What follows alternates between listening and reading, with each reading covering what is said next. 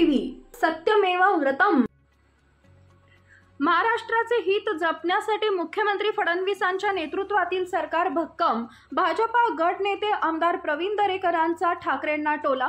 मनसेचे अध्यक्ष राज ठाकरे यांनी आज उद्धव ठाकरे यांच्यासोबत युती करण्याच्या शक्यतेवर एका मुलाखतीत बोलताना आमच्यातील भांडण छोटी आहे त्यापेक्षा महाराष्ट्राचं हित मोठं आहे असं विधान केलं।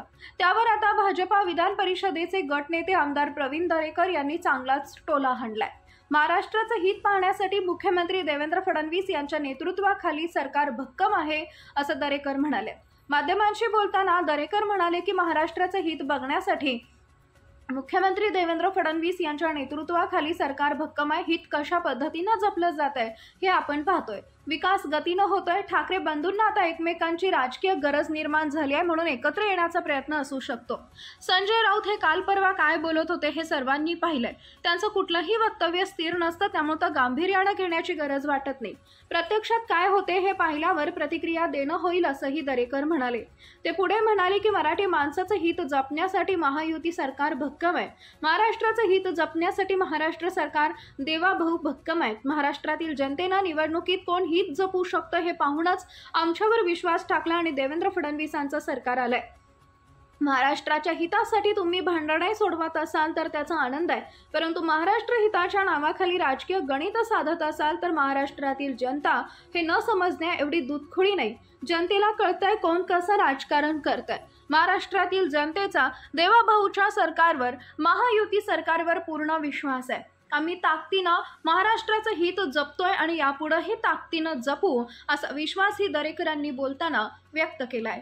मला वाटतं जेव्हा राज ठाकरे साहेबांना सोबत घ्यायला पाहिजे होतं त्यावेळेला राज ठाकरे साहेबांना सोबत घेतलं नाही, कारण राज ठाकरे साहेब लोकप्रिय होते, महाराष्ट्रात त्यांना जनाधार होता आणि आज पूर्णपणे पक्षाची वाताहत झाल्यानंतर आता त्या ठिकाणी सावरण्याचा प्रयत्न त्यांचा दिसतोय आणि त्याच उद्विग्नतेतनं मला वाटतं अशा प्रकारची भूमिका उद्धवजी ठाकरे साहेब यांनी घेतलेली असू शकते। पण त्यांच्यामध्ये वाद होते की नव्हते हे संपूर्ण महाराष्ट्राला माहीत आहे। उद्धवजी ठाकरे साहेबांची जाहीर वक्तव्य, राज ठाकरे साहेबांची जाहीर वक्तव्य, सभामधली भाषणं हे त्या ठिकाणी काय होती याचं विश्लेषण करण्याची आवश्यकता नाही, परंतु त्या ठिकाणी या निमित्तानं ते जर एकत्र होत असतील तर आमच्या पोटात दुखायचं काहीच कारण नाही। परंतु हे प्रेम पुतना मावशीचं असेल किंवा त्यांची राजकीय निकड म्हणून असू शकतं, एवढी मनं त्या ठिकाणी दुखावलेत की ते अशा प्रकारे एकत्र येतील, एकजीव होऊन काम करतील असं मला अजिबात वाटत नाही। हे अगोदर जर समजलं असतं तर चांगलं झालं असतं, कारण आपल्याकडे एक म्हण आहे, बैल गेला आणि झोपा केला। आता सगळं झालेलं आहे, महाराष्ट्रातील जनतेनं कौली त्या ठिकाणी दिलेलं आहे आणि मला वाटतं महाराष्ट्राच्या हितासाठी तुम्ही भांडणं सोडवत असाल तर त्याचा आनंद आहे, परंतु या ठिकाणी महाराष्ट्र हिताच्या नावाखाली आपलं राजकीय काही गणित असेल ते म्हणजे महाराष्ट्राचं हित, एवढं मानायला महाराष्ट्रातील जनता काही दुधखोळी नाहीये। जनतेला नीट कळतं राजकारण कोण कशासाठी त्या ठिकाणी करतंय आणि आज तरी महाराष्ट्रातील जनतेचा पूर्णपणे देवाभाऊच्या सरकारवर, महायुती सरकारवर पूर्ण विश्वास आहे आणि आम्ही ताकदीनं भक्कमपणे महाराष्ट्राचं हित या ठिकाणी जपतोय आणि याही पुढे ताकदीनं जपू। कुठल्या शिवसेनेच्या बाबत आपण बोलतोय? उभाटा म्हणा ना, कारण शिवसेना तर एकनाथ शिंदे साहेबांसोबत आहे, त्याच्यामुळे त्यांनी काय करायचं राजकीय हा त्यांचा विषय त्या ठिकाणी आहे। त्यांनी चर्चा करायच्या, चर्चेला प्रतिसाद द्यायचा नाही द्यायचा हा त्यांचा विषय आहे, परंतु मराठी माणसांचं हित जपण्यासाठी महायुती सरकार भक्कम आहे। महाराष्ट्राचं हित जपण्यासाठी त्या ठिकाणी महाराष्ट्राचं सरकार देवाभाऊ भक्कम आहेत, त्याच्यामुळं महाराष्ट्र हितासाठी आम्ही करतोय अशा प्रकारचं बोलण्याची काही आवश्यकता नाही। महाराष्ट्रातल्या जनतेने निवडणुकीमध्ये कोण हित जपू शकतं त्यांच्यावर विश्वास टाकलाय आणि देवेंद्रजींचं सरकार आले.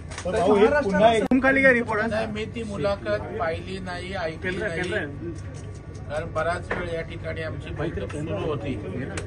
मुलाखत पाहिल्यानंतर त्यांचा नेमका रोग काय आहे ते पाहता येईल, त्यावर मी रिॲक्शन या ठिकाणी देईल.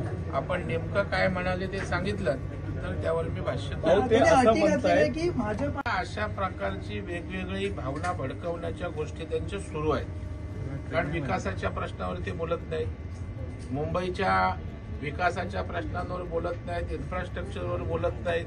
मुंबईचा पाणी प्रश्न आहे, मुंबईचे आज पावसाळा जवळ आलाय, स्टॉप वॉटरचा विषय आहे. मला वाटतं लोकांना विकासावर बोललेलं त्या ठिकाणी आवडतं. आता भावनिक वातावरण भडकावून त्यावर आपली राजकीय पोळी भासता येते का, याचा केविलवाना प्रयत्न आहे. आणि केमछो वरली बोलणाऱ्यांना कुठला नैतिक अधिकार उरतो हिंदी में जाणतील की नाही हे मला दोघंही विचारणार नाहीत. विचारलं तर मी सांगेन त्याने काय करावं ते, किंवा माझ्या सांगण्याने एकत्र येणं किंवा न येणं हे जर असेल तरी तुला मी सांगेन. संजय राऊत आज असं बोलतायत, उद्या असंच बोलतील याची गॅरंटी आपण देऊ शकता का? कारण काल परवा संजय राऊत काय बोलत होते हे आपण पाहिलंय, आपण दाखवलंय. त्याच्यामुळे संजय राऊतांचं कुठलंही वक्तव्य स्थिर नसतं, गांभीर्यानं घेण्यासारखं असं मला वाटत नाही.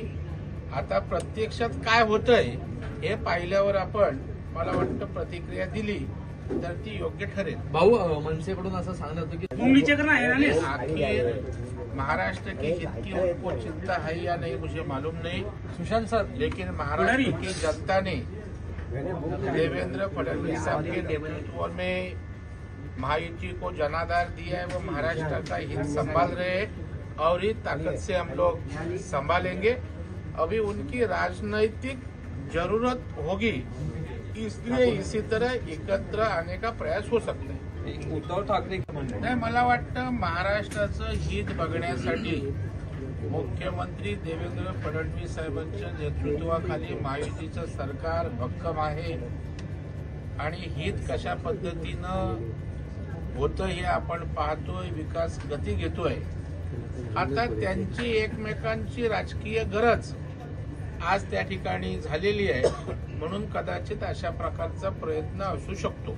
तर दुसरीकडे उद्धव ठाकरे पण म्हणतायत की काही प्रश्न असेल तर आपण ठाकरे तो मुझे पूछेंगे नहीं क्या करना है, ना तो राज ठाकरे. अरे पण मुझे लगता है दोनों की पार्टी है, दोनों के पार्टी के वो नेता है, वो उनका क्या डिसीजन लेना है उनकी बात है.